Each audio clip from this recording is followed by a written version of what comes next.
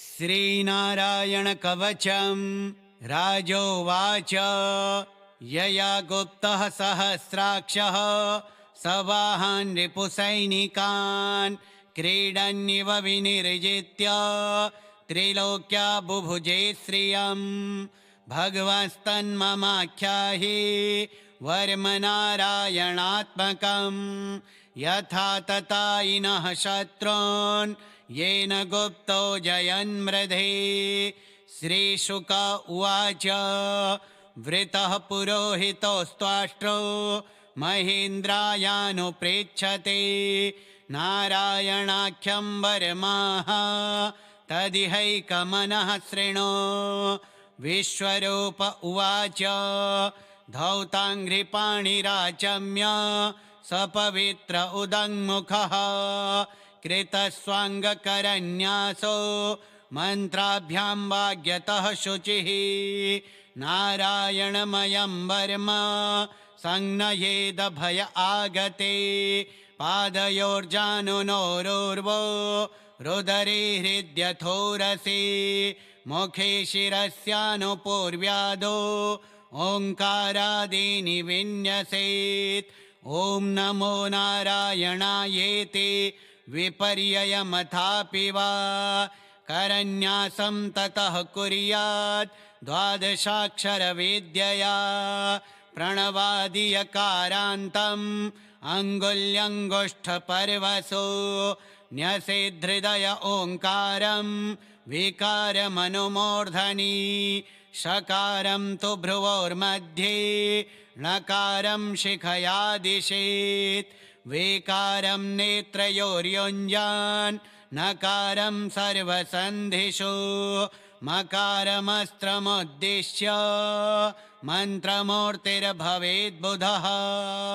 सविसर्गं फडन्तं तत् सर्वदिक्षु विनिर्दिशेत्। ॐ विष्णवे नमः इति आत्मानं परमं ध्यायेत्। ध्येयं षड्शक्तिभिर्युतं विद्यातेजस्तपोमूर्तिर्मिमं मन्त्रमुदाहरेत्। ॐ हरिर्विदध्यान् मम सर्वरक्षां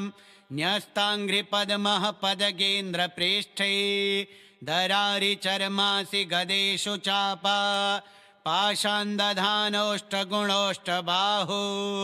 जलेषु मां रक्षतुमस्य मूर्तिर्यादो गणेभ्यो वरुणस्य पाशात् स्थलेषु मायावटुवा मनोव्यात् त्रिविक्रमः खेवतु विश्वरूपः दुर्गेष्वटव्याजिमुखादिषु प्रभुः पायान्नृसिंहोऽसुरयोऽथ पारिः विमुञ्चतो यस्य महाट्टहासं दिशो विनेदुर्न्यपतश्च गर्भाः रक्षत्वसौमाध्वनियज्ञकल्पः स्वदंष्ट्रयोन्नीतधरो वराः रामोद्रिकोटेष्वथ विप्रवासे सलक्ष्मणो व्याद्भरताग्रजोऽस्मान् मामुग्रधर्मादखिलात् प्रमादान् नारायणः पातु नरश्च हासात् दत्तस्त्वयोगादथ योगनाथः पायाद्गुणेशः कपिलः कर्मबन्धात् सनत्कुमारोऽवतु कामदेवात् धयशीर्षा मां पथि देवहेलनात् देवर्षिवर्यः पुरुषार्चनान्तरात् कूर्मो हरिर्मां निरयाधशेषात् धन्वन्तरिर्भगवान् पात्वपथ्यात् द्वन्द्वाद्भयाद्वृषभो निर्जितात्मा यज्ञश्च लोकादवताज्जनान्तात् बलो गणात् क्रोधवशादहीन्द्रः द्वैपायनो भगवान् प्रबोधात् बुद्धस्तु पाखण्डगणात् प्रमादात् कल्किः कले कालमलात् प्रपातु धर्मावनायोरुकृतावतारः मां केशवो गदया प्रातरव्यात् गोविन्द आसङ्गवमात्तवेणुः नारायण प्रहण उदात्तशक्तिर्मध्यन्दिने विष्णुररीन्द्रपाणिः देवोपरहण्ये मधुहोग्रधन्वा सायं त्रिधामावतु माधवो मां दोषे हृषीकेश उतार्धरात्रे निशीथ एकोऽवतु पद्मनाभः श्रीवत्सधामा पररात्र ईशः प्रत्यूष ईशोऽसि धरो जनार्दनः दामोदरो व्यादनुसन्ध्यं प्रभाते विश्वेश्वरो भगवान् कालमूर्तिः चक्रं युगान्तानलतिग्मनेमि भ्रमः समन्ताद्भगवत्प्रयोक्तं दन्धग्धि दन्धग्ध्यरिसैन्यमासो कक्षं यतावात सखो हुताशः गदेश निस्पर्शन विस्फुलिङ्गे निष्पिण्धि निष्पिण्ध्यजित प्रियासि कूष्माण्डवैनायकयक्षरक्षो भूतग्रहाश्चूर्णय चूर्णयारीन् त्वं यातु धान प्रमथ प्रेतमात्र पिशाच विप्रग्रह घोरदृष्टीन् दरीन्द्रविद्रावय कृष्णपूरितो भीमस्वनोरिर्हृदयानि कम्पयन् त्वं तिग्मधारासि वरारिसैन्यम् ईश प्रयोक्तो मम छिन्धि छिन्धि चर्मञ्छतचन्द्रछादयत् विषामघोनां हर पापचक्षुषां यन्नो भयं ग्रहेभ्यो भूत् केतुभ्यो नृभ्य एव च सरीसृपेभ्यो दंष्ट्रेभ्यो भूतेभ्यो म्होभ्य एव वा सर्वाण्येतानि भगन् नामरूपास्त्रकीर्तनात् प्रयान्तु संशयं सद्यो येन श्रेयः प्रतीपकाः गरुडो भगवान् स्तोत्र स्तोभश्छन्दोमयः प्रभुः रक्षत्वशेषकृच्छ्रेभ्यो विश्वक्सेनः स्वनामभिः सर्वापद्भ्यो हरेर्नाम रूपयानायुधानिनः बुद्धीन्द्रियमनः प्राणान् पान्तु पार्षदभूषणाः यथा हि भगवानेव वस्तुतः सदसच्चयात् सत्यनानेन नः सर्वे यान्तु नाशमुपाद्रवाः यथैकात्म्यानुभावानां विकल्परहितः स्वयं भूषणायुद्धलिङ्गाख्या धत्ते शक्तिः स्वमायया तेनैव सत्यमानेन सर्वज्ञो भगवान् हरिः पातु सर्वैः स्वरूपैर्नः सदा सर्वत्र सर्वगः विदिक्षु दीक्षोर्ध्वमधः समन्तात् अन्तर्बहिर्भगवान् नारसिंह प्रहापयन् लोकभयं स्वनेन ग्रस्तसमस्ततेजाः मघवन्निदमाख्यातं वर्म नारायणात्मकं विजेष्यस्यञ्जसा येन दंशितोऽसुरयोथपान् एतद्धारयमाणस्तु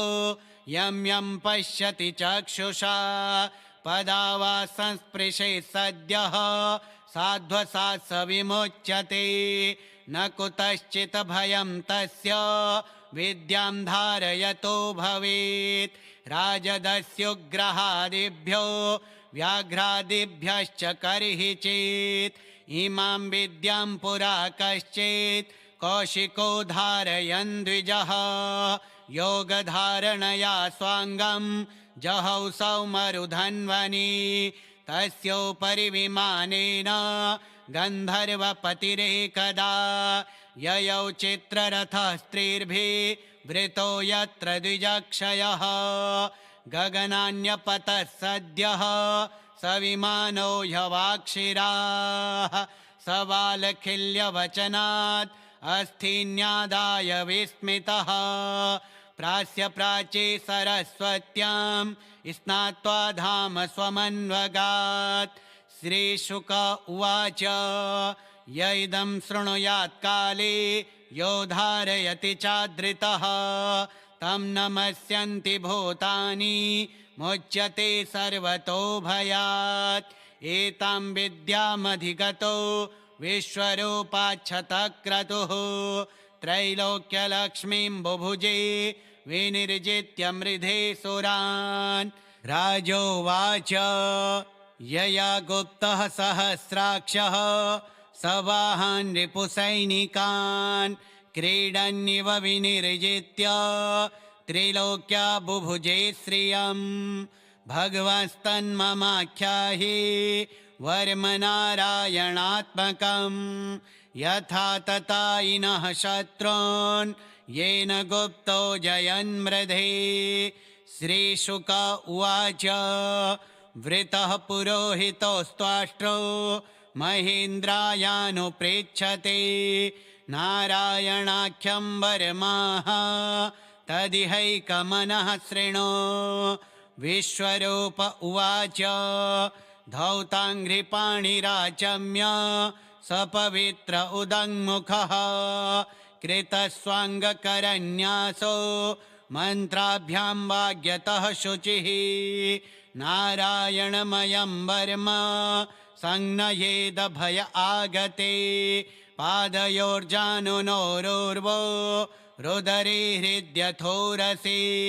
मुखे शिरस्यानुपूर्व्यादो ओङ्कारादीनि विन्यसेत्। ॐ नमो नारायणायेति विपर्ययमथापि वा करन्यासं ततः कुर्यात् द्वादशाक्षरविद्यया प्रणवादियकारान्तम् अङ्गुल्यङ्गुष्ठपर्वसो न्यसेद्धृदय ओङ्कारं विकारमनुमूर्धनि षकारं तु भ्रुवोर्मध्ये णकारं शिखयादिशेत् वेकारं नेत्रयोर्युञ्जान् नकारं सर्वसन्धिषु मकारमस्त्रमुद्दिश्य मन्त्रमूर्तिर्भवेद्बुधः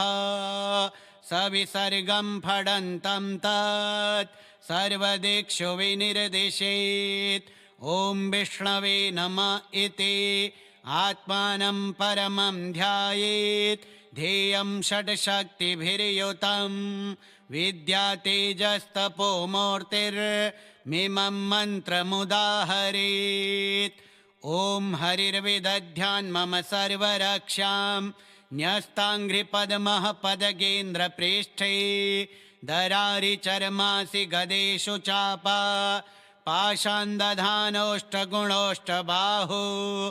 जलेषु मां रक्षतुमस्य मूर्तिर्यादो गणेभ्यो वरुणस्य पाशात् स्थलेषु मायावटुवामनो व्यात् त्रिविक्रमः खेवतु विश्वरूपः दुर्गेष्वटव्याजिमुखादिषु प्रभुः पायान्नृसिंहो सुरयूथ पारिः विमुञ्चतो यस्य महाट्टहासं दिशो विनेदुर्न्यपतश्च गर्भाः रक्षत्वसौ माध्वनियज्ञकल्पः स्वदंष्ट्रयोन्नीतधरो वराः रामोद्रिकोटेष्वथ विप्रवासे सलक्ष्मणो व्याद्भरताग्रजोऽस्मान् मामुग्रधर्मादखिलात् प्रमादान् नारायणः पातु नरश्च हासात् दत्तस्त्वयोगादथ योगनाथः पायाद्गुणेशः कपिलः कर्मबन्धात् सनत्कुमारोऽवतु कामदेवात् धयशीर्षा मां पथि देवहेलनात् देवर्षिवर्यः पुरुषार्चनान्तरात् कूर्मो हरिर्मां निरयादशेषात् धन्वन्तरिर्भगवान् पात्वपथ्यात् द्वन्द्वाद्भयाद्वृषभो निर्जितात्मा यज्ञश्च लोकादवताज्जनान्तात् बलो गणात् क्रोधवशादहीन्द्रः द्वैपायनो भगवान् प्रबोधात् बुद्धस्तु पाखण्डगणात् प्रमादात् कल्किः कले कालमलात् प्रपातो धर्मावनायोरुकृतावतारः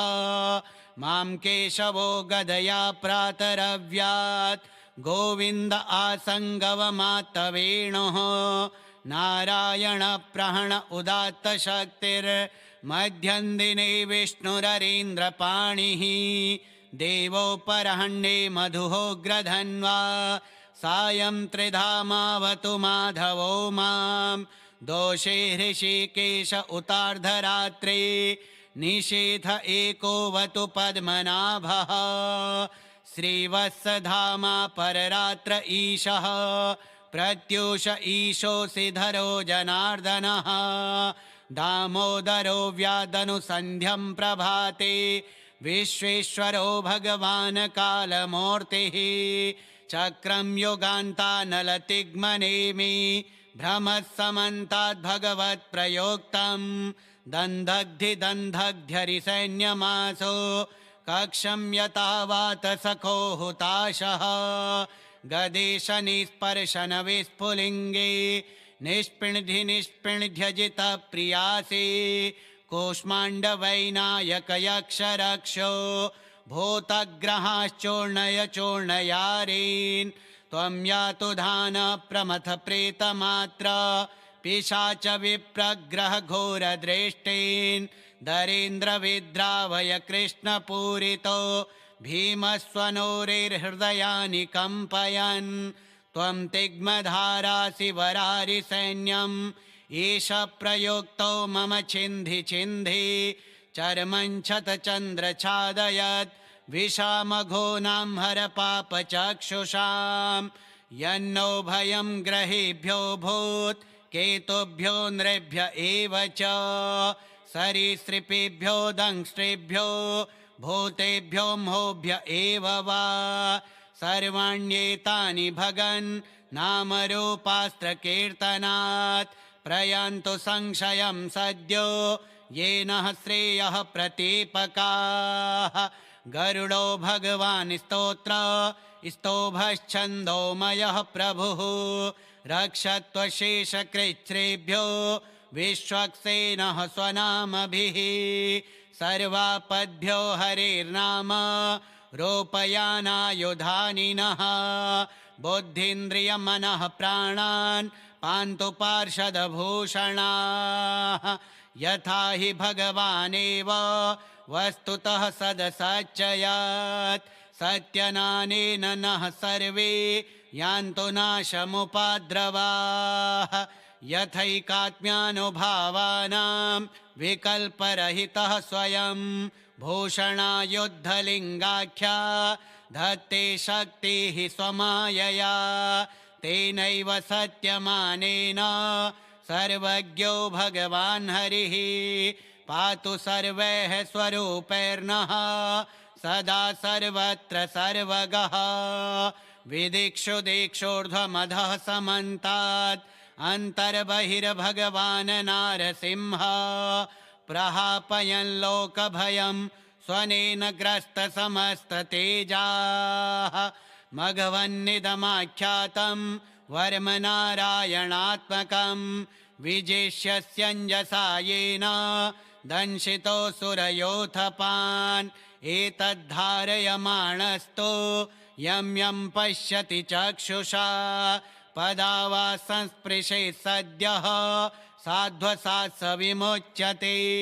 न कुतश्चित् भयं तस्य विद्यां धारयतो भवेत् राजदस्युग्रहादिभ्यो व्याघ्रादिभ्यश्च कर्हि चेत् इमां विद्यां पुरा कश्चित् कौशिको धारयन् द्विजः योगधारणया स्वाङ्गं जहौ सौमरुधन्वनि तस्योपरि विमानेन गन्धर्वपतिरेकदा ययौ चित्ररथः स्त्रीर्भिः वृतो यत्र द्विजक्षयः गगनान्यपतः सद्यः स विमानो ह्यवाक्षिराः सवालखिल्यवचनात् अस्थीन्यादाय विस्मितः प्रास्य प्राचे सरस्वत्यां स्नात्वा धाम स्वमन्वगात् श्रीशुक उवाच य इदं शृणुयात् काले यो धारयति चादृतः तं नमस्यन्ति भूतानि मुच्यते सर्वतो भयात् एतां विद्यामधिगतो विश्वरूपाच्छतक्रतुः त्रैलोक्यलक्ष्मीं बुभुजे विनिर्जित्य मृधे सुरान् राजोवाच यया गुप्तः सहस्राक्षः सवाहान् रिपुसैनिकान् क्रीडन्निव विनिर्जित्य त्रिलोक्या बुभुजे श्रियम् भगवस्तन्ममाख्याहि वर्मनारायणात्मकम् यथा ततायिनः शत्रून् येन गुप्तो जयन्मृधे श्रीशुक उवाच वृतः पुरोहितोस्त्वाष्ट्रो महेन्द्रायानुप्रेच्छते नारायणाख्यं वर्माः तदिहैकमनः शृणु विश्वरूप उवाच धौताङ्घ्रिपाणिराचम्य सपवित्र उदङ्मुखः कृतस्वाङ्गकरन्यासो मन्त्राभ्यां वाग्यतः शुचिः नारायणमयं वर्म संज्ञयेदभय आगते पादयोर्जानुनोरुर्वो रुदरे हृद्यथोरसि मुखे शिरस्यानुपूर्व्यादो ओङ्कारादीनि विन्यसेत् ॐ नमो नारायणायेति विपर्ययमथापि वा करन्यासं ततः कुर्यात् द्वादशाक्षरविद्यया प्रणवादियकारान्तम् अङ्गुल्यङ्गुष्ठपर्वसो न्यसेद्धृदय ओङ्कारं विकारमनुमूर्धनि षकारं तु भ्रुवोर्मध्ये णकारं शिखयादिशेत् वेकारं नेत्रयोर्युञ्जान् नकारं सर्वसन्धिषु मकारमस्त्रमुद्दिश्य मन्त्रमूर्तिर्भवेद्बुधः सविसर्गं फडन्तं तत् सर्वदिक्षु विनिर्दिशेत् ॐ विष्णवे नमः इति आत्मानं परमं ध्यायेत् ध्येयं षट्शक्तिभिर्युतं विद्यातेजस्तपो मूर्तिर्मिमं मन्त्रमुदाहरेत् ॐ हरिर्विदध्यान् मम सर्वरक्षां न्यस्ताङ्घ्रिपद्मः पदगेन्द्रप्रेष्ठे दरारिचर्मासि गदेषु चापा पाषान्दधानोष्टगुणोष्टबाहु जलेषु मां रक्षतुमस्य मूर्तिर्यादो गणेभ्यो वरुणस्य पाशात् स्थलेषु मायावटुवा मनोव्यात् त्रिविक्रमः खेवतु विश्वरूपः दुर्गेष्वटव्याजिमुखादिषु प्रभुः पायान्नृसिंहो सुरयोथ पारिः विमुञ्चतो यस्य महाट्टहासं दिशो विनेदुर्न्यपतश्च गर्भाः रक्षत्वसौ माध्वनियज्ञकल्पः स्वदंष्ट्रयोन्नीतधरो वराः रामोद्रिकोटेष्वथ विप्रवासे सलक्ष्मणो व्याद्भरताग्रजोऽस्मान् मामुग्रधर्मादखिलात् प्रमादान् नारायणः पातु नरश्च हासात् दत्तस्त्वयोगादथ योगनाथः पायाद्गुणेशः कपिलः कर्मबन्धात् सनत्कुमारोऽवतु कामदेवात् धयशीर्षा मां पथि देवहेलनात् देवर्षिवर्यः पुरुषार्चनान्तरात् कूर्मो हरिर्मां निरयादशेषात् धन्वन्तरिर्भगवान् पात्वपथ्यात् द्वन्द्वाद्भयाद्वृषभो निर्जितात्मा यज्ञश्च लोकादवताज्जनान्तात् बलो गणात् क्रोधवशादहीन्द्रः द्वैपायनो भगवान् प्रबोधात् बुद्धस्तु पाखण्डगणात् प्रमादात् कल्किः कले कालमलात् प्रपातो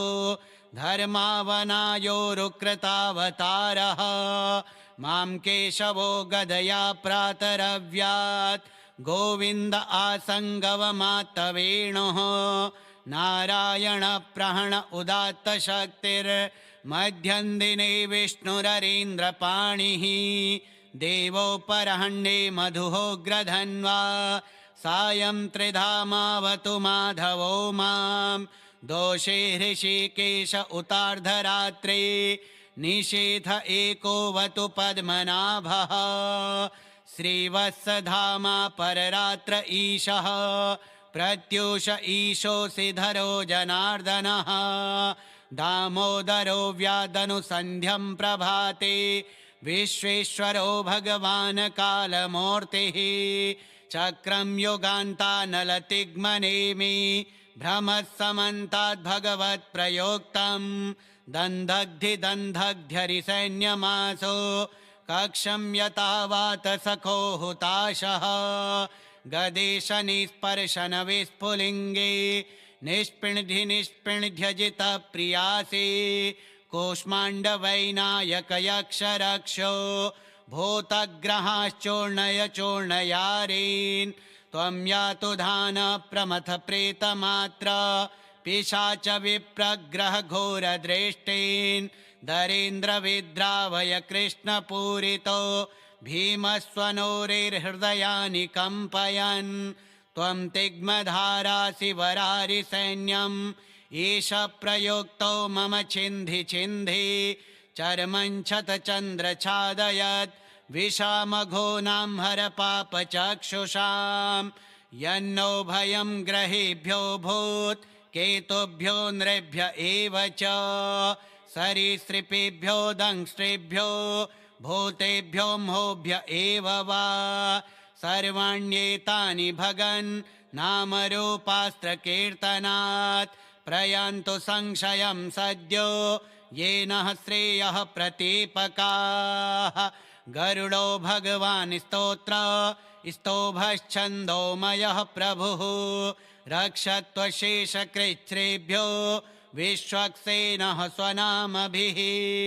सर्वापद्भ्यो हरेर्नाम रूपयानायुधानिनः बुद्धीन्द्रियमनः प्राणान् पान्तु पार्षदभूषणाः यथा हि भगवानेव वस्तुतः सदसच्चयात् सत्यनानेन नः सर्वे यान्तु नाशमुपाद्रवाः यथैकात्म्यानुभावानां विकल्परहितः स्वयं भूषणायुद्धलिङ्गाख्या धत्ते शक्तिः स्वमायया तेनैव सत्यमानेन सर्वज्ञो भगवान् हरिः पातु सर्वैः स्वरूपैर्नः सदा सर्वत्र सर्वगः विदिक्षु दिक्षूर्ध्वमधः समन्तात् अन्तर्बहिर्भगवान् नारसिंह प्रहापयन् लोकभयं स्वनेन ग्रस्तसमस्ततेजाः मघवन्निदमाख्यातं वर्मनारायणात्मकं विजेष्यस्यञ्जसा येन दंशितोऽसुरयोथपान् एतद्धारयमाणस्तु यं यं पश्यति चक्षुषा पदावा संस्पृशेत् सद्यः साध्वसात् स विमुच्यते न कुतश्चित् भयं तस्य विद्यां धारयतो भवेत् राजदस्युग्रहादिभ्यो व्याघ्रादिभ्यश्च कर्हि चेत् इमां विद्यां पुरा कश्चित् कौशिको धारयन् द्विजः योगधारणया स्वाङ्गं जहौ सौमरुधन्वनि तस्योपरि विमानेन